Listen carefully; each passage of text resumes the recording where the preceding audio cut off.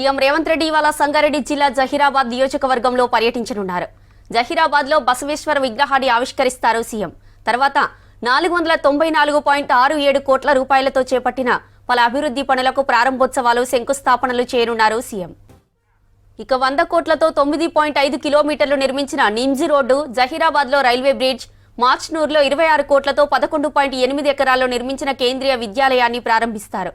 తర్వాత పస్తార్లో ఏర్పాటు చేసిన బహిరంగ సభలో ముఖ్యమంత్రి ప్రసంగిస్తారు. సీఎం పర్యటన ఏర్పాట్లను మంత్రి దామోదర, ఎంపీ సురేష్ శెట్కర్, ఎమ్మెల్యే శశిధర్ రెడ్డి, మాజీ మంత్రి చంద్రశేఖర్, కలెక్టర్ వల్లూరు క్రాంతి పర్యవేక్షించారు. రైటికా సీఎం రేవంత్ రెడ్డి పర్యటనపై మరింత సమాచారం శ్రీధర్ లైవ్లో అందిస్తారు. శ్రీధర్, టూర్ అప్డేట్స్ ఏంటి? ఇది సంగారెడ్డి జిల్లాలో సీఎం రేవంత్ రెడ్డి మరికొద్దిసేపట్లో పర్యటించనున్నారు. జైరాబాద్ నియోజకవర్గంలోని పస్తాపూర్లో ఏర్పాటు చేసిన హెలిప్యాడ్ వద్ద ఉన్నాం. ఇక్కడ మరికొద్దిసేపట్లో ఇక్కడికి రేవంత్ రెడ్డి చేరుకున్నారు. చేరుకున్న తర్వాత ఇక్కడే బహిరంగ సభ ఏర్పడినప్పటికీ ఇక్కడ నుంచి డైరెక్ట్గా ముందుగా బసవేశ్వర విగ్రహాన్ని అయితే జైరాబాద్ చౌరస్తాలో ఏర్పాటు చేసినటువంటి బసవేశ్వర విగ్రహ ఆవిష్కరణకు వెళ్తారు.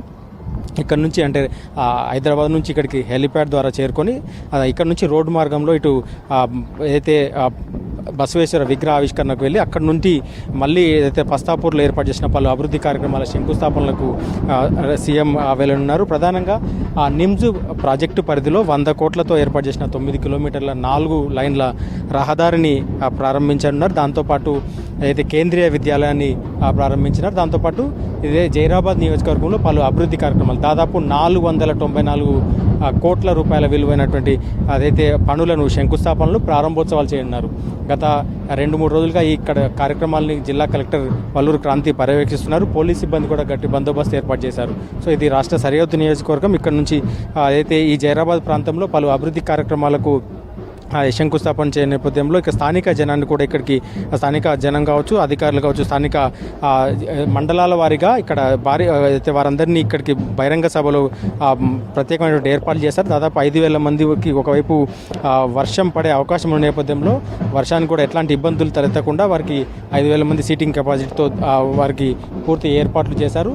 సో ముందుగా ఈ అభివృద్ధి కార్యక్రమాల శంకుస్థాపనల అనంతరం బహిరంగ సభకు రానున్నారు. బహిరంగ సభకు వచ్చిన తర్వాత బహిరంగ సభలో ఇక్కడ అభివృద్ధి కార్యక్రమాలు, దాంతోపాటు స్థానిక సమస్యలపైన కూడా ఆయన సీఎం స్పందిస్తారని కూడా స్థానిక నేతలు చెప్తున్నారు. 2-3 రోజులుగా ఎట్లాంటి ఇబ్బందులు తలెత్తకుండా ఇక్కడికి వచ్చే జనం అన్ని ఏర్పాట్లు చేశామంటూ కూడా చెప్తున్నారు. ప్రత్యేకించి అన్ని శాఖల అధికారులు కావచ్చు ఈ ప్రాంతంలో జరుగుతున్న అభివృద్ధి కార్యక్రమాలను వివరించడంతో పాటు ప్రధానంగా ఇక్కడ నిమ్జ్ ప్రాజెక్టులో ఉన్నటువంటి రోడ్డు కీలకమైంది. నిమ్జ్ ప్రాజెక్టు దాదాపు 10 ఏళ్ళుగా ఒక అడుగు ముందుకు ఒక అడుగు వెనుకన్నట్టుగా ఉంది. సో ఇప్పుడు అయితే నిర్మించిన 4 లేన్ల రహదారిని ఆ నిమ్జ్ ప్రాజెక్టులో కీలకం కానుంది. ఈ నిమ్జ్ ప్రాజెక్టు అభివృద్ధి పనుల్లో కీలకం కానుంది. మౌలిక వసతులు కల్పించడం, నిమ్జ్ ప్రాజెక్టు పూర్తయితే నిమ్జ్ ప్రాజెక్టులో పరిశ్రమలు వస్తే ఇక్కడ దాదాపు ఒకవైపు ఈ ప్రాంత ప్రజలకు అయితే ఉపాధి అవకాశాలతో పాటు ఈ ప్రాంతంలో పరిశ్రమలు వస్తున్న నేపథ్యంలో ఈ ప్రాంత ప్రజలకు ఎంతగానో ఉపయోగపడుతుందని ఇక్కడ మౌలిక వసతులు కల్పించడం ద్వారా నిమ్జ్ ప్రాజెక్టు చుట్టూ కూడా అభివృద్ధి కార్యక్రమాలు జరుగుతాయని కూడా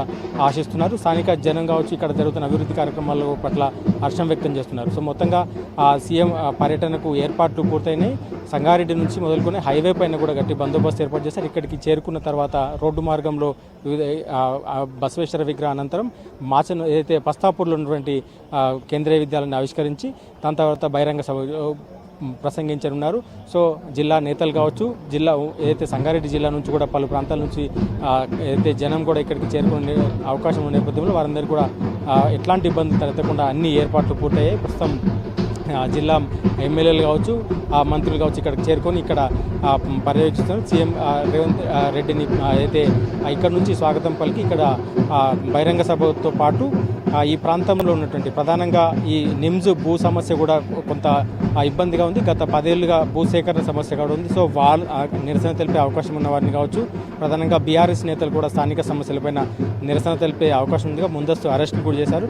సో మొత్తం ఒకవైపు స్థానిక అయితే మండలాల వారిగా ఇక్కడ బహిరంగ సభకు అన్ని ఏర్పాట్లు అయితే బహిరంగ సభలో వారి సీటింగ్ కావచ్చు వీటన్నిటిని ఏర్పాటు చేశారు. మరోవైపు ఎక్కడెక్కడ బసవేశ్వర విగ్రహం నుంచి కావచ్చు, ఇటు కేంద్రీయ విద్యాలయం ప్రారంభోత్సవం కావచ్చు, 4 లేన్ల రోడ్ అయితే నిమ్స్లో ప్రారంభిస్తున్న రోడ్ల వద్ద కూడా గట్టి బందోబస్తు ఏర్పాటు చేశారు.